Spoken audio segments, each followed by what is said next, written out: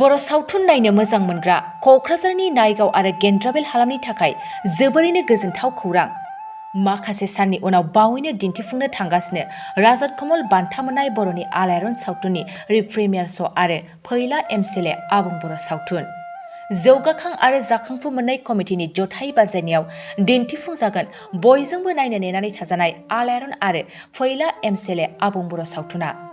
जाखांफु कमिटिनि बानजायनायाव बोहैथि दाननि 18 अक्ट'खालि आलायारन आरो 19 अक्ट'खालि फैला एमसिएलए आबुं बर' सावथुनखौ गेन्द्राबिल हाथायाव दिन्थिफुंनाय जागोन।